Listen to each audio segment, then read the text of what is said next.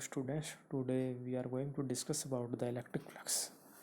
Electric flux mainly Gauss theorem and its applications. We know very well about the electric flux.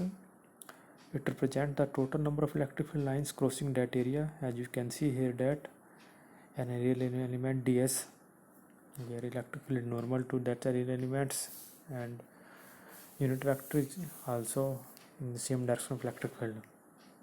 It is a scalar quantity.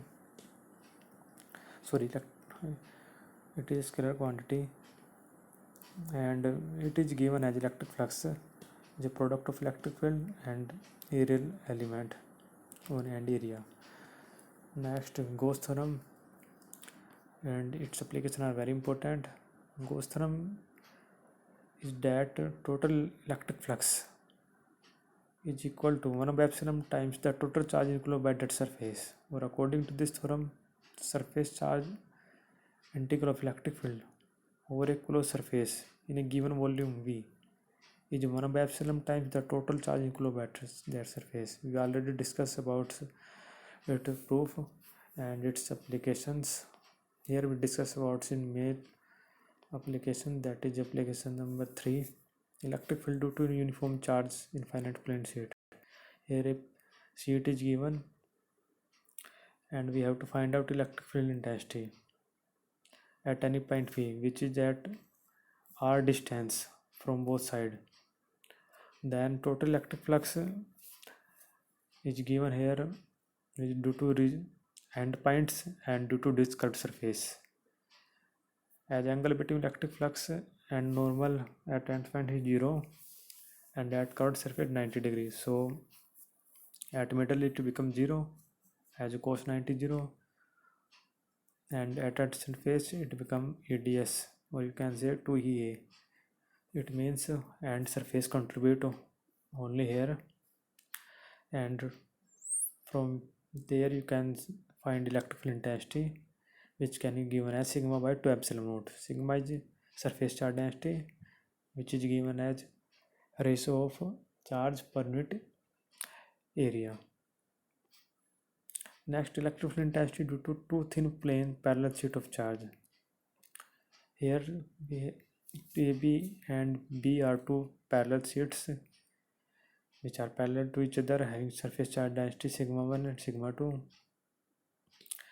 And as we know that there is a direction of electric field intensity outside from the positive charge. By convention we take direction from left to right negative and right to left positive. Then there are three regions which are given, we take here, and for region 1 electrical intensity is sum of these EA plus EB. In second region EA is from left to right, so it becomes negative.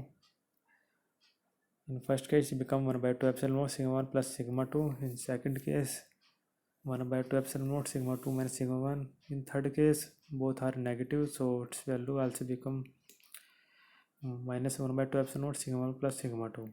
Let's consider, suppose sigma 1 becomes sigma and sigma 2 minus sigma. That means both have equal and opposite surface charge density. Then electric field intensity at region 1 and 3 become 0, and for region 2 it becomes sigma by epsilon, that is constant value. Thus electric field intensity between two parallel sheets having equal and opposite charge become constant. It means it does not depend on the distance between sheets. Next, electric field intensity due to uniform charge spherical shell. That is very important. Here three parts: outside the cell, at surface of cell, and inside the cell. You can see here in the picture solid line represent a spherical shell of radius r with center O. A plus Q charge is distributed over the surface. We have to find electrical intensity at point V at a distance r. As you can see here, that is represented with dotted lines outside the cell. Then according to Gauss law, electric flux is equal to ADS cos theta. Theta is 0, as angle between electric field and normal is 0. Then electric field intensity from here is q by 4 pi epsilon naught r square. ds whole integration become equivalent to area, and that is equal to 4 pi r square. At the surface of cell, we can see here from the picture, r become equal to r, means both radius become equal. Then E equal electric field intensity q by 4 pi epsilon naught r square. Let sigma is surface charge density, it become equal to charge per unit area 4 pi square. By putting its value, we can find electric field intensity, that becomes sigma by epsilon naught. Inside the cell, let's suppose point P become inside the cell.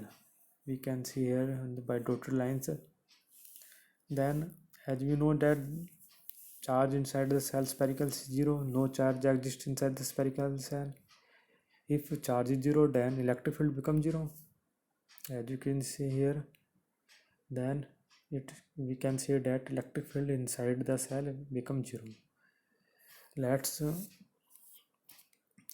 We can also take a graph plot a graph between electric field intensity and radius r.